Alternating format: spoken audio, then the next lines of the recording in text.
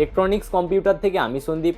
আজকের এই ভিডিওটা আপনার জন্য অত্যন্ত গুরুত্বপূর্ণ হতে চলেছে। সে আপনি কাস্টমার বা গ্রাহক হন কিংবা আপনি দোকানদার হন, আপনার জন্য এই ভিডিওটা খুবই গুরুত্বপূর্ণ। হ্যাঁ, একদমই ঠিক, থাম্বনেইলে আপনি ঠিকই দেখেছেন, ওটা কোনো ক্লিকবেট নয়, ওই সংক্রান্তও কিছু কথা জড়িয়ে আছে এই ভিডিওতে। তো মেন লেসনটা দেওয়ার আগে আপনাদের সঙ্গে একটা real life best story share করি, যেটা সত্যিই আমাদের সঙ্গে ঘটেছে। 2024 সালের এপ্রিল মাসে একজন ভদ্রমহিলা আমাদেরকে 10,000 টাকা অ্যাডভান্স দিয়েছিলেন তার বাড়িতে ক্যামেরা লাগানোর জন্য।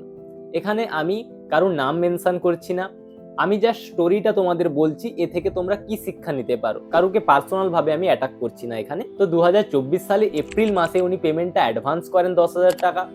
1 থেকে 2 সপ্তাহ পরে উনি এসে বলেন যে ওনার ছেলে বাইরে কোথাও থেকে ক্যামেরাটা লাগিয়ে নিয়েছে, তো আমাদের থেকে লাগাবে না। তো আমরা ওনাকে সাজেস্ট করি যে আপনার যেহেতু বিল জেনারেট হয়ে গেছিল, ঠিক আছে ক্যামেরাটা না নেবেন কোনো প্রবলেম নেই, কিন্তু আমরা ক্যাশটা আপনাকে রিফান্ড করতে পারছি না, আপনি ওই টাকার অন্য কিছু প্রোডাক্ট নিয়ে নিন, আমরা আপনাকে মার্কেটের বেস্ট প্রাইসেই ওই প্রোডাক্টটা দেবো। তো ওই কথা হয়, উনি চলে যান। ওই 2024 সালের এপ্রিল মাসের কাছাকাছি উনি 1 থেকে 2 বার ভিজিট করেন আমাদের কাউন্টার। আমাদের সেলস স্টাফরা সেম স্পিচ ওনাকে বলে যে ক্যাশটা রিফান্ড হবে না, অন্য কোনো প্রোডাক্ট নিতে হবে। তো রীতিমতো উনি কোনো তারপরে আর প্রতিবাদও জানাননি, কোনো অসুবিধা করেননি, খুবই ভালো কথা, কোনো কিছু প্রবলেমের কিছু নেই। এরপর রিসেন্ট 2026 সালে 20 মার্চে উনি আসেন এবং এসে আমাদের কাছে ওই 10,000 টাকাটা ডিমান্ড করে।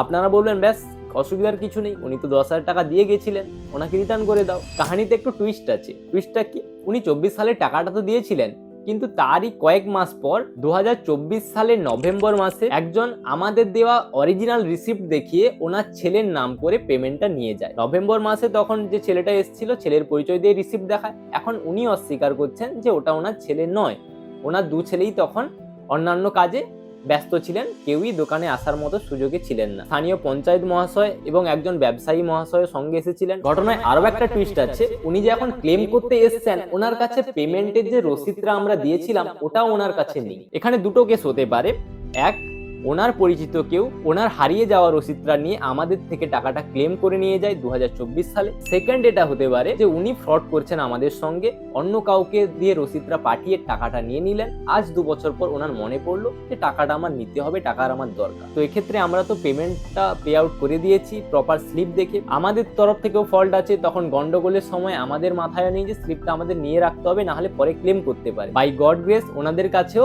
টাকা দেওয়ার যে রসিদটা ওটাও নেই। এই যে পুরো ঘটনা থেকে আমরা কি শিক্ষা নিতে পারি? কোনো দোকানে বা কাউকে টাকা দেওয়ার পর তার যে রসিদটা খুবই যত্নে আমাদের গুছিয়ে রাখা উচিত, না হলে ওই রসিদটা নিয়ে অন্য কেউ অ্যাডভান্টেজ নিতে পারে।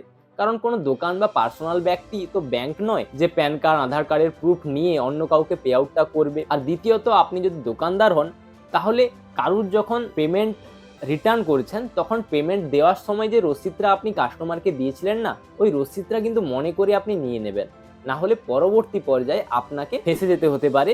একটাই টাকা 2 বার আপনাকে কাস্টমারকে দিতে হতে পারে। তো এই ঘটনার বেসিসে ওনারাই মার্কেটে বেরিয়ে ছড়াচ্ছিলেন উল্টো পাল্টা কথা আমাদের সম্পর্কে, তাই থাম্বনেইলে ওইভাবে কথাগুলো লিখেছিলাম। অবশ্যই ভিডিও স্টোরিটা মাথায় রেখে আপনারাও সতর্ক থাকবেন।